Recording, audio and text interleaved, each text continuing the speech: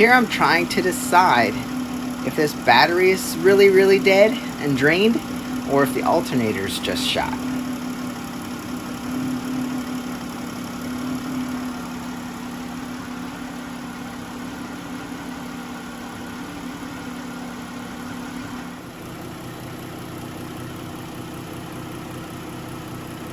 I went in and just revved it a few times, just kept it up above 2,000 RPMs.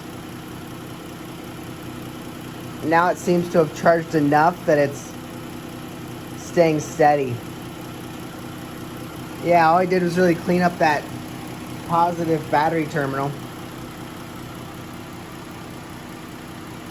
Now maybe we can get a good steady charge on her.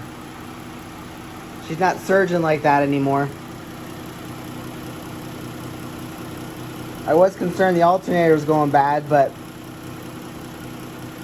I don't know why. This battery just got really dead, but if it wasn't charging, power wasn't flowing through the cable, wasn't making a good connection here, that could have drained the battery.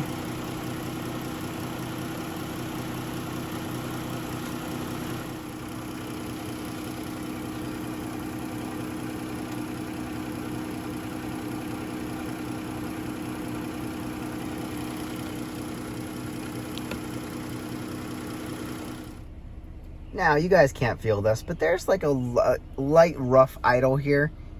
The RPM gauge is not moving, so it's not that bad, but you're sitting here, feels like it's running rough, and you can feel it. So I think what we're gonna have to do is clean up the intake and the air control valve, the AIC valve, and we'll see if we can fix that. I'm not sure if this has had new spark plugs lately, so if cleaning up the air control valve and the intake doesn't help, then we'll move on to spark plugs. We've had this idling for a little under an hour, so we're gonna go ahead, turn it off, and give it a good test, see where the battery's at, see if it's charging. Now I've had this sitting here hooked up for a little while. Okay, the battery did take a charge. We're up to 13, which is amazing. That's up from 11.4, 11.6 at one point. So at least we're showing good charge. We'll just have to see if this bleeds down too far. See where it stops. But at least we know the alternator's good. We're taking a charge. And keeps going down. Could mean that the battery's bad, but hopefully it stops at some point. To clean the air control valve, which I think is what we got right here, we have to pull that off, unplug that, and we can remove this ductwork from the air filter. So there's the air filter. Follow this down. So we're probably in here, but I will verify. I think that's what we're going to be cleaning there. And if we take all this off, we can get into the throttle plate and clean that up too. This battery sat for 1 minute and it's down to 10.67. I really think we're shot here. I don't know how that's even possible. Oops. What's up, guys? So, I took the battery to AutoZone and they put their tester on it. Actually, the positive terminal was dirty and he cleaned it off for us. And then he did their test with their fancy machine and told me it's good. Needs a charge. Rated for 730. State of charge 0. Cranking health passes. And it's okay, reserve capacity. Battery is good, charge battery. So, took it home and cleaned up the terminal. Wasn't that bad. He cleaned up the battery terminal. I cleaned up the terminal from the wire. And put it back on. Left it on a battery tender for 12 hours or so. It seemed fine.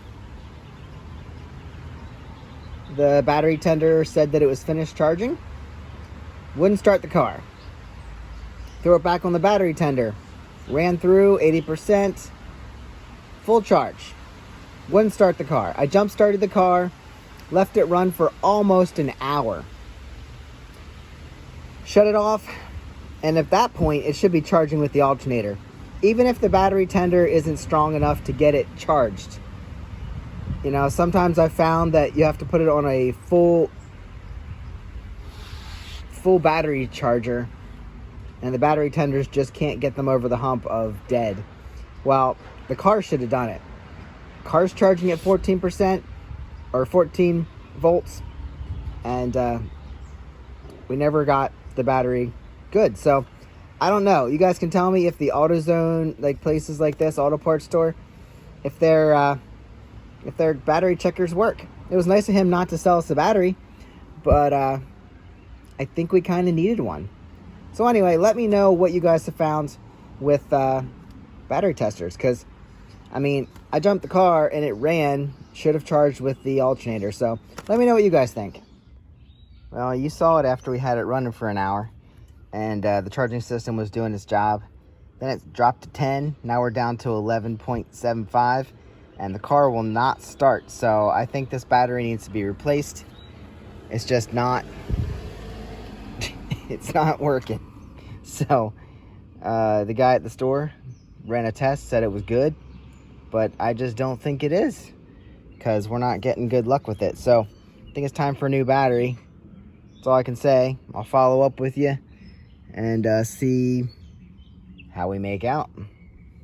As much as I want to believe the kid at AutoZone with his machine, this is a reading I keep getting on my cheap tester. Healthy 0, no cold cranking amps, charge 0, 11.59, which actually is about what I'm getting on my other meter. Charge and retest. Well, I tried charging it, and it's not taking anything. So we'll see about a new battery.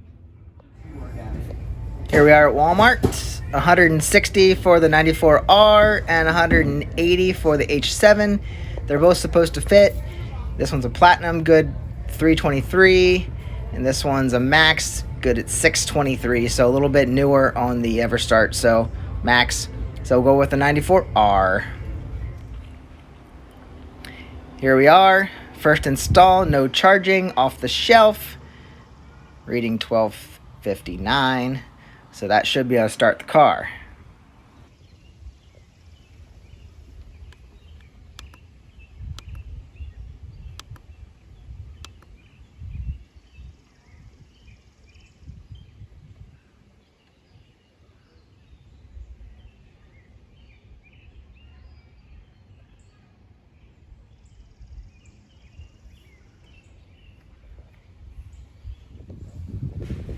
You can lift this cover out of the way, just kind of pop up on it, and it pulls off of these little tabs. That's easier to get out your tie down here. You're secure, your battery secure, if that's out of the way. Unless you have a bunch of extensions, you can just do that. So make sure that's back in and tight. Make sure your terminals are tight. This is how this one's set up, and then this is the bolt you turn for that.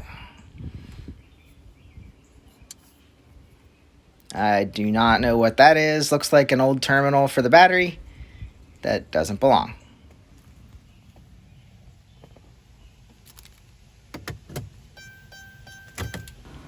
Gonna give it a go with no charging, just the brand new battery. Seems to be running good. And that little shimmy at idle is gone, so I guess we don't need to clean anything at this point. Maybe it was all just the battery.